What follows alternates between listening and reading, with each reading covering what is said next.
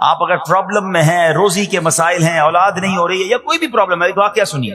حضرت امام حسن بصری رحمت اللہ تعالی بہت بڑے بزرگ، ایک شخص آیا، آ کر کہتا حضور بارش نہیں ہو رہی ہے، قحط کی پوزیشن آ گئی ہے، بارش نہیں ہو رہی، دعا فرمائیں کہ وظیفہ عطا فرمائیں. آپ نے فرمایا استغفار کرو. وہ چلا گیا. اچھا ایک بزرگ بیٹھے تھے ان کے پاس، حضرت ربیع بن صبیح رحمت اللہ، وہ دیکھ رہے تھے. دوسرا بندہ آیا، کہتا حضور تنگ دستی ہے، کاروبار میں ڈاؤن ہے، رزق میں تنگی ہے. آپ نے فرمایا استغفار کرو. تیسرا شخص آیا، کہتا حضور اولاد نہیں ہو رہی ہے، حصول اولاد کے لیے وظیفہ لینا ہے. فرمایا استغفار کرو. چوتھا بندہ آیا، وہ کہتا ہے کہ حضور میرے باغ میں فصلوں میں پیداوار کی کمی ہے. فرمایا استغفار کرو. حضرت ربیع بن صبیح کہتے ہیں حضور پہلا بندہ الگ پرابلم لے کر آیا، دوسرا الگ، تیسرا الگ، چوتھا الگ، چاروں کو ایک ہی دوائی، چاروں کو ایک ہی وظیفہ، استغفار استغفار. ہائے ہائے، بڑوں کی بڑی باتیں ہیں. قرآن میں بھی پڑھتا ہوں، قرآن آپ بھی پڑھتے ہیں، مگر دیکھو اللہ والے کیسے پڑھتے ہیں. کیا خوبصورت جواب دیا آپ نے. آپ فرماتے ہیں سورہ نوح 12:29 آیت نمبر 10 سے 12 کی آپ نے تلاوت فرمائی. اب ذرا قرآن سنیے گا. بسم اللہ الرحمن الرحیم. استغفروا ربکم انہ کان غفارا یرسل السماء علیکم مدرارا ویمددکم باموال وبنین ویجعل لکم جنات ویجعل لکم انہارا. سبحان اللہ. ذرا سنیے گا، اپنے رب سے معافی مانگو. استغفروا ربکم انہ کان غفارا، بے شک وہ بڑا معاف کرنے والا ہے. اب دے گا عطا، کیا فرمائے گا؟ یرسل السماء علیکم مدرارا، وہ تم پر موسلا دھار بارش بھیجے گا. وَيُمْدِدْكُمْ بِأَمْوَالٍ وَبَنِينَ وَيَجْعَلْ لَكُمْ جَنَّاتٍ وَيَجْعَلْ لَكُمْ أَنْهَارًا. فرمایا اور مالوں اور بیٹوں سے تمہاری مدد فرمائے گا، اور تمہارے لیے باغات بنا دے گا، اور تمہارے لیے نہریں بنائے گا.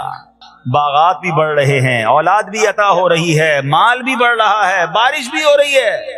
اس چیز سے؟ استغفار سے. تو استغفار یہ آپ کے بہت سارے پرابلمز کا حل ہے، مسائل کا حل ہے. بس اپنی زبان استغفار سے تر رکھے. اچھا پھر اس میں تھوڑی سی شرمندگی بھی ہو. ایسا نہیں کہ استغفار بھی ہو رہا ہے اور دماغ کہیں اور ہے، مسکرا بھی رہے ہیں، ہنس بھی رہے ہیں، اور استغفر اللہ. کسی سے معافی مانگتے ہوئے ہنستا ہے کیا بندہ؟ استغفر اللہ ربی من کل ذنب واتوب الیہ. یا اللہ میں اپنے سارے گناہوں سے تجھ سے معافی مانگ رہا ہوں. بہت سارے استغفار کے سیکھ ہیں. استغفر اللہ العظیم من کل ذنب عظیم. اے اللہ میں تجھ سے استغفار کرتا ہوں، وہ رب جو بہت عظیم ہے، اپنے سارے بڑے گناہوں سے میں استغفار کرتا ہوں. الگ الگ سیغوں سے اللہ کی بارگاہ میں استغفار کریں. ہو سکے تو کبھی گناہ یاد آئیں تو آنسو بھی بہ رہے ہوں، مگر یہ استغفار اللہ کو بڑا پسند ہے، معافی رب کو بہت پسند ہے. ابو اللیث سمرقندی رحمت اللہ تعالی لکھتے ہیں پچھلی قوموں میں ایک شخص تھا، اس نے بہت گناہ کیے تھے. ایک بار اس نے اپنی پچھلی زندگی کے بارے میں سوچا، گناہوں کے بارے میں غور و فکر کیا تو اسے شرمندگی ہوئی. اس نے نادم و شرمندہ ہو کر 3 مرتبہ کہا اللہم غفرانک اللہم غفرانک اللہم غفرانک. اے اللہ تیری بخشش، اے اللہ تیری بخشش، اے اللہ پاک تیری بخشش. اسی لمحے اس کو موت آ گئی اور اللہ پاک نے اس کی بخشش فرما دی. آئیے ہم بھی پڑھ لیتے اللہم غفرانک اللہم غفرانک اللہم غفرانک. استغفار کرنا، توبہ کرنا، گناہ یاد کر کے شرمندہ ہونا، یہ اللہ کو کتنا پسند ہے. ایک سبحان اللہ، اس کے بارے میں چند برکتیں آپ کو بیان کرتا ہوں. بڑی عظیم برکت یہ ہے کہ اس کی بدولت بندے کا تنگی اور غم دور ہو جاتا ہے. حدیث پاک میں ہے جو ہمیشہ استغفار کرتا رہے اللہ پاک اس کے لیے ہر تنگی سے نکلنے کا راستہ بناتا ہے، ہر فکر و غم سے اسے خلاصی عطا فرماتا ہے. اس کی ایک برکت یہ بھی ہے کہ ایسے بندے کو اللہ پاک غیب سے رزق عطا فرماتا ہے. حدیث پاک میں ہے استغفار کرنے والے کو اللہ وہاں سے رزق عطا فرماتا ہے جہاں اس کا گمان بھی نہیں ہوتا ہے. اتنی مہنگائی ہے، اتنی مشکلیں ہیں، اتنی تنگی ہے، لوگ قرضے میں ہیں، کبھی ادھر جاتے ہو کبھی ادھر جاتے ہو. ارے بھائی سب کے پاس جاتے ہو، رب کے پاس کیوں نہیں جاتے؟ استغفار کرنا شروع کر دو، فرمایا ادھر سے روزی دے گا جہاں تمہارا گمان بھی نہیں جائے گا. اس کی برکت سے اللہ پاک دلوں کے زنگ کو دور فرماتا ہے.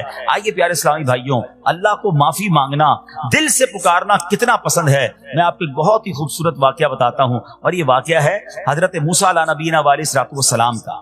اللہ پاک نے حضرت موسیٰ علیہ نبینا علیہ الصلوۃ والسلام نے ایک بار اپنی مناجات میں عرض کیا یا اللہ یا رب. اللہ پاک کی طرف سے جواب آیا لبیک یا موسیٰ.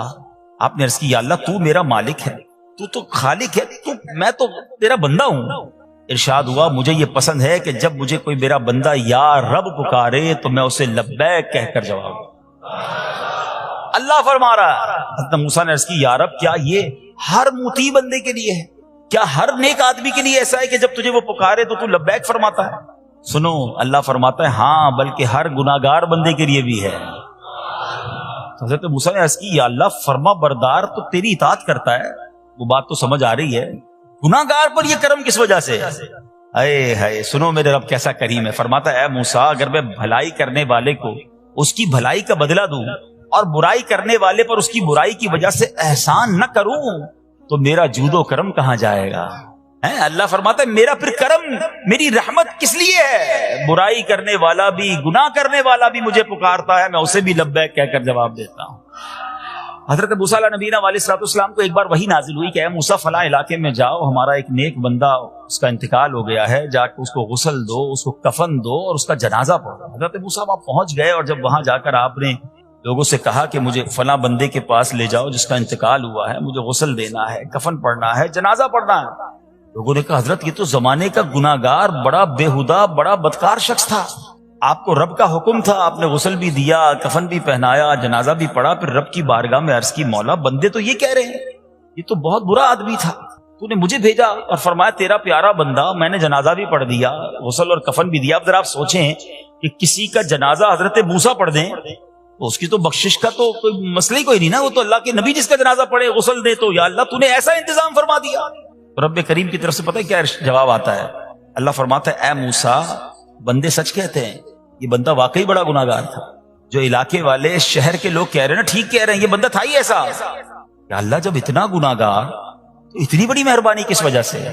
ارشاد ہوا اے موسیٰ اس بندے نے مرنے سے پہلے مجھ سے 5 کلمات کے ذریعے بات کی، مناجات کی، مجھے پکارا، 5 سینٹنس تھے، 5 کلمے تھے، اور اے موسیٰ اس کی وجہ سے میں نے اس کی مغفرت فرما دی۔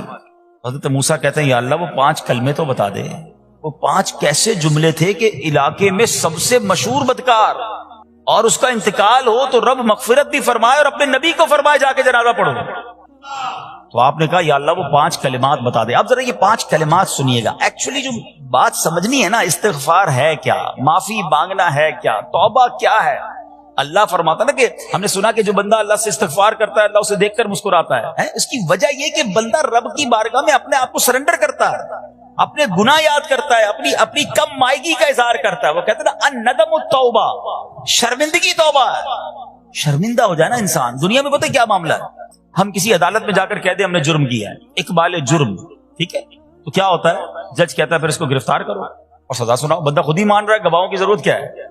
دنیا کی عدالت میں اقبال جرم پر سزا ملتی ہے، میرے رب کی رحمت کی عدالت دیکھو، بندہ وہاں جا کر اقبال جرم کر لے، شرمندہ ہو جائے، معافی مانگ لے، اللہ اس کے سارے گناہ معاف فرما دے گا۔ یہ فرق ہے دنیا والوں میں اور رب کی عدالت میں، سبحان اللہ۔ وہ حضرت موسیٰ کہتے ہیں یا اللہ وہ 5 کلمے بتا، اور بتائے گئے تو وہ 5 کلمے سنیے گا ذرا۔ وہ بندہ کہتا ہے مرنے سے پہلے اے رب تو جانتا ہے میں نیکوں سے محبت کرتا ہوں اگرچہ خود نیک نہیں ہوں، یا رب تو جانتا ہے میں فاسقوں سے بغض رکھتا ہوں اگرچہ میں خود فاسق ہوں۔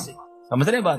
اے اللہ نیکوں سے پیار کرتا ہوں، مجھے پتا ہے میں خود نیک نہیں ہوں، میں گناہ گاروں سے نفرت کرتا ہوں حالانکہ میں خود بھی گناہ گار ہوں، کہیں بھی اپنی بڑائی نہیں ہے، میں گناہ گار، میں بدکار، مگر اللہ میں پیار کرتا ہوں نیک لوگوں سے۔ تیسرا جملہ کیا تھا؟ یا رب اگر مجھے معلوم ہو جائے کہ میرے جنت میں داخل ہونے سے تیری ملکیت میں کوئی کمی آ جائے گی تو اے اللہ میں تجھ سے پھر جنت کا سوال کرنا چھوڑ دوں گا۔ مجھے یہ پتا ہے یا اللہ تو نے مجھے جنت میں داخل کیا نا، تیری جنت میں کوئی کمی نہیں آئے گی، بہت بڑی ہے، ہم مجھے داخل بھی کرنے سے تیرا کچھ نہیں جائے گا، اگر کچھ جاتا ہوتا تو یا اللہ میں جنت تیرے سے مانگنا چھوڑ دیتا۔ چوتھا جملہ کیا ہے؟ اے رب اگر مجھے معلوم ہو جائے کہ مجھے جہنم میں داخل کرنے سے تیری ملکیت میں اضافہ ہو جائے گا تو میں پھر جہنم سے پناہ نہیں مانگوں گا، یعنی اگر تو تیرے ملک میں تیری شان میں اضافہ ہو رہا ہے مجھے جہنم میں ڈالنے سے، پھر تو میں نہیں کہوں گا تجھے کہ جہنم سے نکال، مگر مجھے پتا ہے تو پہلے ہی مالک ہے، تو پہلے ہی خالق ہے، سب کچھ تیرا ہے، مجھے جہنم میں ڈالنے سے تیری کوئی ملکیت میں اضافہ نہیں ہونا۔ اور آخری بات کیا کہتا ہے؟ یا رب اگر تو مجھ پر رحم نہ کرے گا تو پھر کون کرے گا؟ اللہ فرماتا ہے اے موسیٰ میں نے اس پر رحم کیا، یہ میرے کرم کے لائق تھا، میرے کرم کے لائق نہیں تھا کہ میں اسے ناکام لوٹا دیتا۔ جب اس نے یہ کلمات کہے تو میں نے اسے درگزر فرمایا، اس کی مغفرت فرما دی، اور میں ہی بخشنے والا مہربان۔ تو اے میرے پیارے اسلامی بھائیوں، آج وہ کام سیکھ کے جانا ہے، سمجھ کے جانا ہے، جس کو جو بندہ کرتا ہے تو رب کی رحمت گویا مسکراتی ہے۔ اب وہ یہ ہے کہ اللہ سے معافی مانگتے رہیں، استغفار کرتے رہیں، اللہ کو راضی کرنے کی کوشش کرتے رہیں، اپنے گناہوں پر ندامت رکھیں۔ کہ جو معافی مانگتا ہے نا، اللہ اسے بہت پسند فرماتا ہے۔ حدیث پاک میں آتا ہے التائب من الذنب کمن لا ذنب له، گناہوں سے توبہ کرنے والا ایسا ہے جیسا اس نے گناہ کیا ہی نہیں ہے۔ اچھا، اب ایک اور بہت پیارا عمل جس کو دیکھ کر اللہ مسکراتا ہے، وہی میں نے جو تفسیر بتائی کہ اللہ کی رحمت راضی ہو جاتی ہے اور اللہ کی رحمت برستی ہے، رب راضی ہو جاتا ہے۔ نبی پاک علیہ الصلوۃ والسلام نے فرمایا 3 بندے ہیں اللہ پاک انہیں دیکھ کر مسکراتا اور کیا ہوتا ہے، فرمایا اور بہت خوش ہوتا ہے۔ اب وہ 3 بندے کون سے ہیں، چیک کر لیں ہم ان میں ہیں کہ نہیں۔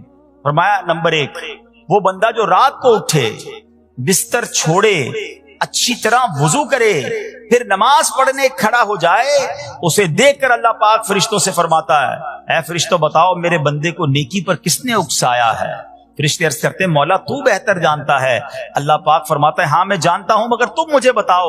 فرشتے عرض کرتے ہیں اے مالک کریم تو نے اسے ایک چیز یعنی جہنم کا خوف دیا ہے، یہ اس سے ڈرتا ہے۔ اے اللہ تو نے ان کو ایک چیز جنت کی امید دلائی ہے، یہ اس کی امید رکھتا ہے۔ اے اللہ یہی خوف اور امید ہے جس نے اسے رات کی نیند قربان کر کے تیرے حضور کھڑے ہونے پر ابھارا ہے۔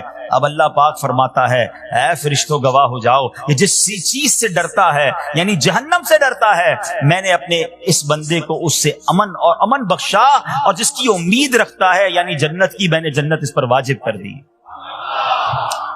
رات اٹھ کر جب دنیا سوئی ہو، بندہ اٹھ کر تہجد کی نماز ادا کرے، اللہ کی بارگاہ میں آنسو بہائے، اللہ فرشتوں کے سامنے گویا فخر فرماتا۔ دوسرے نمبر پر سنو، فرمایا دوسرا وہ شخص جو حق و باطل کی لڑائی میں شریک ہوا، ثابت قدم رہا، یہاں تک کہ شہید ہو گیا، یا اللہ پاک نے اسے فتح عطا فرمائی۔ اللہ اس بندے کو دیکھ کر بھی مسکراتا ہے۔ جہاد کرنے والے مجاہدین یا تو شہید ہو جائیں یا غازی ہو کر لوٹے اللہ کی رضا کے لیے، اللہ کی رحمت ان پر بھی چھما چھم برستی ہے۔ اور تیسرے نمبر پر فرمایا تیسرا وہ بندہ جو رات کو سفر کرتا ہے، یہاں تک کہ رات کے آخری حصے میں جب کہیں ٹھہرتا ہے تو اس کے ساتھ والے سو جاتے ہیں مگر وہ کھڑا ہو کر نماز پڑھنے لگتا ہے، اس بندے کو دیکھ کر بھی اللہ پاک مسکراتا ہے۔ اجتماعی عبادت کے بڑے فائدے ہیں، اجتماع میں آنا، محفل میں آنا، دعا میں شرکت کرنا بہت اچھی بات ہے، مگر اپنی عادت ایسے بھی بنائیں کہ کچھ عبادتیں ایسی کریں کہ میں جانوں اور رب جانے۔ یہ جو رات اٹھ کر دعا کا لطف ہے، رات اٹھ کر جو نماز پڑھنے کا لطف ہے نا، جب ساری دنیا سو رہی ہے اور بندہ اپنے رب کی بارگاہ میں حاضر ہے۔ علماء کہتے ہیں دن کے نوافل کے مقابلے میں رات کے نوافل افضل ہیں، کیونکہ رات سکون ہوتا ہے، رات رکت قلبی ملتی ہے، سبحان اللہ، رحمت الہی چھما چھم برستی ہے۔ ہمیں کیا کرنا ہے کہ رات تہجد کی نماز کی عادت ڈالے۔ رمضان میں بن گئی تھی نا، سحری کے لیے اٹھتے تھے تو لوگ تہجد پڑھتے تھے، اللہ کرے کہ یہ عادت بن جائے۔ کبھی کبھی، اگر ہر روز نہیں ہو سکتا کم از کم کبھی کبھی کریں۔ اچھا اگر ایسی کوئی عبادت ہو بھی جائے نا، پھر سب کو بتائیں نا کہ رات اٹھا تھا تو جناب دعائیں بھی کی تو آنسو بھی بہائے، نہیں، کبھی کبھی ایسا کیا کرو کہ میں جانوں اور رب جانے، اللہ سے باتیں کیا کرو۔ میں آپ کو صحیح بتاؤں، آپ مجھے ایک بات بتائیں، یہ تو آپ نے سن بھی لیا کہ اللہ کی رحمت کس قدر برستی ہے اس پر۔ زندگی میں بھی جب کبھی ہم پریشان ہوں اور رات نیند نہ آئے، کبھی کبھی ایسا ہوتا ہے پریشانی میں نیند نہیں آتی، کروٹیں بدل رہا ہوتا ہے انسان، اور اس کروٹ بدلتے بدلتے میں آپ کی جب والدہ حیات ہوگی یا ماشاءاللہ جن کے پاس ماں موجود ہے، ماں جیسی ہستی کہاں ملتی ہے پھر۔ ایک بار اور سن لو، دنیا کی بہت ساری چیزیں میرے اور آپ کے پاس ہیں جو ریپلیسیبل ہیں، جو بدلی جا سکتی ہیں۔ موبائل فون لیتے ہیں، بڑی خوشی سے لیتے ہیں، مگر نیا ماڈل آتا ہے تو لوگ بدل دیتے ہیں۔ سواری لیتے ہیں، بڑی خوشی ہوتی ہے، مگر جب نئی سواری آتی ہے تو ریپلیس بدل دیتے ہیں۔ ماڈل نیا آ گیا بھائی، اب وہ پرانی لگتی ہے۔ مگر یاد رکھو، ماں باپ چلے جائیں نا، اس کے بعد ماں باپ دوبارہ نہیں ملتے، ان کا کوئی نیا ورژن یا نیا ماڈل نہیں ہے تو ان کی قدر کر لو، ان کی دعائیں لے لو۔ تو بہرحال آپ کبھی کبھی تکلیف میں ایسا ہوا ہو کہ رات کو نیند نہ آئی ہو، بے قرار ہو کر ماں کے پاس گیا ہوں، آنکھوں میں آنسو لے کر کہ ماں میں پریشان ہوں، بیمار ہوں، یا قرضے میں ہوں، یا فلاں پرابلم ہے۔ ماں نے کیا کیا تھا؟ کروٹ بدل کر سو گئی تھی کہ بیٹا تو جان تیرا کام جانے، یا ماں خود بھی بیدار ہو گئی، سینے لگایا اور دعا کرنا شروع کر دی۔ بھائی ہم روئے تو ماں بھی روئی، یہ ہے نا ماں. میری تکلیف ایسا لگتا ہے کہ مجھے کبھی کبھی یہ فیصلہ کرنا مشکل ہوتا تھا کہ تکلیف مجھے زیادہ ہوتی ہے میری تکلیف میں، یا میری والدہ کو زیادہ ہوتی ہے. بیمار میں ہوں، تکلیف اسے ہے، یہ رشتہ کہاں ملتا ہے؟ مگر مجھے ایک بات بتاؤ، جب میری تکلیف پر رات نیند چھوڑ کر بستر چھوڑ کر میں ماں کے پاس گیا، ماں نے سینے لگایا، تو اگر میں اپنا بستر چھوڑ کر آنکھوں میں آنسو لیے میری ماں سے مجھے کہیں زیادہ پیار کرنے والے رب کی بارگاہ میں چلا گیا، تو اس کی رحمت کیا مجھے مایوس کر دے گی؟ میری ماں کے دل میں جو ممتا ہے نا، وہ بھی میرے رب نے ڈالی ہے. تو رب کی رحمت کتنی ہوگی؟ تو کبھی کبھی اللہ کی بارگاہ میں رات کے اس پہر حاضر ہوا کرو. جو پرابلم ہے آپ کی، جو مشکل ہے آپ کی، آپ یقین کریں، آپ اللہ کی بارگاہ میں تہجد کے وقت رات کے آخری پہر آنسو بہائیں، دعائیں کریں، نوافل پڑھیں، پھر دیکھیں آپ کے دل کو تسلی کیسے ہوتی ہے. آپ کا ایمان تازہ ہو جائے گا، اور آپ نے دیکھا کہ ایسے وقت عبادت کرنے والوں سے رب کتنا راضی ہوتا ہے. اللہ کرے یہ بات ہمیں سمجھ آ جائے. اسی طرح عظیم صحابی حضرت عبداللہ ابن مسعود رضی اللہ تعالیٰ سے روایت ہے، پیارے آقا مکی مدنی مصطفیٰ صلی اللہ تعالیٰ علیہ وسلم نے فرمایا، ایک بندہ رات کو اٹھتا ہے، اچھی طرح وضو کرتا ہے، پھر اللہ پاک کی حمد کرتا ہے، اس کی بزرگی بولتا ہے، اپنے نبی علیہ الصلوۃ والسلام پر درود پڑھتا ہے، قرآن کھول کر پڑھنا شروع کر دیتا ہے. یہ وہ بندہ ہے جسے دیکھ کر اللہ پاک مسکراتا ہے اور فرماتا ہے، دیکھو میرا بندہ عبادت کر رہا ہے جبکہ اسے میرے سوا کوئی نہیں دیکھ رہا ہے. اللہ، یہ کاش ہمیں عادت مل جائے کہ ہم اکیلے میں عبادت کریں، انفرادی عبادت کریں، میں جانوں میرا رب جانے. کبھی تلاوت کریں، کبھی درود پڑھیں، کبھی دعائیں کریں، کبھی آنسو بہائیں. سبحان اللہ، اس کا مزہ ہی اور ہے. ہاں، کبھی ایسا ہونا چاہیے. ہم محفل میں عشق رسول کے عالم میں رو بھی پڑھتے ہیں، مدینے کی یاد ہو، نعت شروع ہو تو ہماری آنکھوں میں آنسو آ جاتے ہیں، یہ بھی اچھی بات ہے. مگر کبھی کبھی رات ایسی بھی ہونی چاہیے کہ دل میں ہو یاد تیری گوشے تنہائی ہو، دل میں ہو یاد تیری گوشے تنہائی ہو، پھر تو خلوت میں عجب انجمن آرائی ہو. کبھی زندگی میں ایسی راتیں بھی آنی چاہیے. وہ ہے نا، جاگ اٹھا اشکوں کا مقدر، عشق نبی میں روتے روتے کیسی گزری رات نہ پوچھو. کبھی کبھی ایسی رات بھی گزرنی چاہیے کہ آقا کی یاد میں آنسو بہ رہے ہوں، مدینے کی یاد میں، گھر والوں کو بھی پتہ نہ چلے. ہلکی ہلکی آواز میں کبھی نعت شریف لگا لیا کریں، کبھی مناجات لگا لیا کریں. ہم پتہ نہیں کیا دیکھتے دیکھتے سوتے ہیں. کاش انہی تصورات میں آنکھیں بند ہوں کہ میں سو جاؤں یا مصطفیٰ کہتے کہتے، میں سو جاؤں یا مصطفیٰ کہتے کہتے، کھلے آنکھ صلی علی کہتے کہتے. جو مدینے کے تصور میں سوتے ہیں نا، پھر خواب میں زیارت بھی کر لیتے ہیں. خواب کا ایک فنامنا یہ بھی ہے، آپ جس چیز کے بارے میں سوچتے ہوئے سوتے ہیں نا، عموماً گندی باتیں دیکھ کر، گندی چیزیں دیکھ کر سوتے ہیں، پھر ایسے ڈراؤنے خواب بھی آتے ہیں، انہیں ٹینشن بھی آتی ہے. فلموں میں بھی ماردار دیکھی، خواب میں بھی لڑائی جھگڑے دیکھ رہے ہیں. جو مدینے کی یادوں میں سو رہا ہے، جو باوضو سو رہا ہے، جو اللہ کا ذکر کر کے سو رہا ہے، جو نوافل پڑھ کے سو رہا ہے، پھر دیکھو خواب میں بھی کہاں کہاں کی سیر کرے گا انشاءاللہ.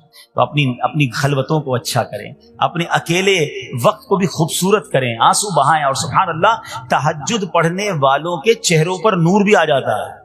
ہاں، یہ ایک الگ نعمت انہیں ملتی ہے، اللہ نصیب فرما دے. اچھا، ایک اور خوبصورت کام ہے، اللہ کریم جنہیں دیکھ کر مسکراتا ہے. فرمایا، حضرت ابو سعید خدری رضی اللہ تعالیٰ فرماتے ہیں، رسول ذیشان مکی مدنی سلطان صلی اللہ تعالیٰ علیہ وسلم نے فرمایا، 3 بندوں کو دیکھ کر اللہ پاک مسکراتا ہے. وہ قوم جو نماز میں صفیں سیدھی کرتی ہے، اور وہ بندہ جو اللہ پاک کی راہ میں جہاد کرتا ہے. تیسرا وہ بندہ جو رات کے اندھیرے میں عبادت کرتا ہے، انہیں دیکھ کر اللہ پاک مسکراتا ہے. جہاد والی بات اور رات والی عبادت کی بات تو ہو گئی. اب اس میں نئی بات سیکھنے کو ملی، صفیں درست کرنے والی. اب روز نماز پڑھ رہے ہیں، صفیں درست نہیں کر رہے ہوتے، امام صاحب کہہ کے تھک جاتے ہیں، کاندھے سے کاندھا ملائیں، صفوں کو سیدھا کریں. صفوں کو سیدھا کرنے والوں کو دیکھ کر رب کی رحمت مسکراتی ہے، رحمت برستی ہے. اب یہ کتنا آسان کام ہے، مگر اس کی طرف بھی توجہ نہیں ہوتی ہے. یاد رکھیے کہ صفیں سیدھی کرنا یہ بڑی نیکی ہے، اور اللہ کرے کہ ہم اس پر عمل کرنے والے بنیں. اور صفیں درست نہ کرنا ترک واجب، ناجائز اور گناہ ہے. سیدھی صفیں نہیں کرتے، نہیں، ناجائز کرتے ہیں، گناہ کرتے ہیں. صف درست نہ کرنے سے نماز ناقص رہ جاتی ہے. اور یہ بعض اوقات لوگ کہتے ہیں، یار ہمیں اس نماز میں وسوسے بہت آتے ہیں. روایتوں میں آتا ہے صف درست نہ کرنا نماز میں وسوسے آنے کا سبب ہے. صفیں ٹھیک نہیں ہوں گی نا، عجیب عجیب سی باتیں دماغ میں آئیں گی. کیوں؟ حدیث پاک میں آتا ہے، شیطان تمہارے درمیان بھیڑ کے بچے کی طرح گھس جاتا ہے.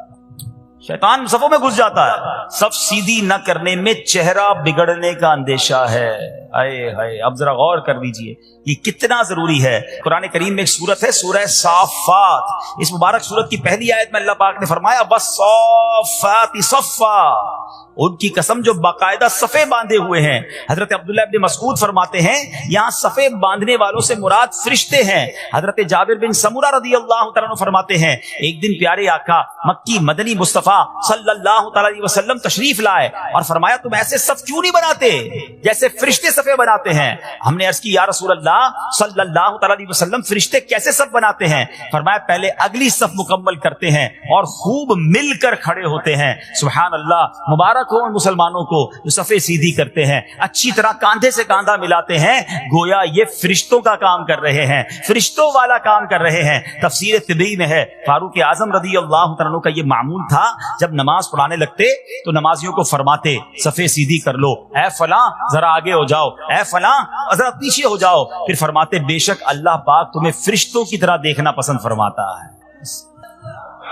تو صفے سیدھی رکھنا یہ فرشتوں کا انداز ہے اور اللہ کی رحمت خوب برستی ہے، گویا رب مسکراتا ہے انہیں دیکھ کر. تو اے میرے پیارے اسلامی بھائیوں، اور بھی بہت سارے کام ہیں جس کو دیکھ کر، جن کو کرنے سے اللہ کی رحمت چھما چھم برستی ہے. بہرحال جب نے 3-4 باتیں سنی ہیں آج سے اس کو نیت کر لیتے ہیں کہ خوب اللہ کی بارگاہ میں ہم استغفار کریں گے، اپنے گناہوں پر معافی مانگیں گے. انشاءاللہ راتوں کو اٹھ کر جب لوگ سو رہے ہوں گے اللہ کی بارگاہ میں عبادت کریں گے.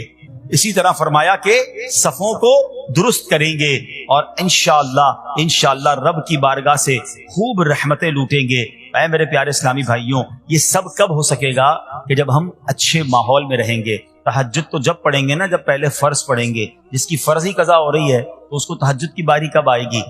استغفار تو جب کرے گا جب ایسے ماحول میں آئے گا کہ جہاں گناہوں کو یاد دلا کر معافی مانگنے کا ہمیں انداز اور اس کی فکر دی جائے. تو آج کے اس پرفتن دور میں دعوت اسلامی کا یہ پیارا ماحول آپ کے سامنے ہے. اس ماحول سے وابستہ رہیں، ہفتہ وار اجتماع میں، مدنی قافلوں میں، ہفتہ وار مدنی مذاکرے میں شرکت کرتے رہیں گے تو انشاءاللہ ان نیکیوں کا جذبہ بھی ملتا رہے گا اور انشاءاللہ ایسے کام کرنے میں اللہ کرے کامیاب ہو جائے. تصور ہی کتنا پیارا ہے، یقین کریں میں آپ شاید پتہ نہیں وہ فیلنگ آپ کو محسوس ہو رہی ہے کہ نہیں، یہ تصور ہی کتنا پیارا ہے کہ کبھی میں کوئی ایسا عمل کر لوں کہ رب کی رحمت مجھے دیکھ کر مسکرا دے، اللہ راضی ہو جائے، اللہ خوش ہو جائے. اور کیا چاہیے، میری تو زندگی کا حاصل ہو گیا نا. تو اب یہ 3-4 کام آپ نے سن لیے ہیں، اس کو عمل کرنا شروع کر دیں. اللہ کریم سے دعا کرتا ہوں کہ رب کریم اپنی رضا والے کام ہمیں بڑھ چڑھ کر کرنے کی توفیق عطا فرمائے. اللہ پاک ہم سب کو عمل کرنے کی توفیق عطا فرمائے. صلو علی الحبیب.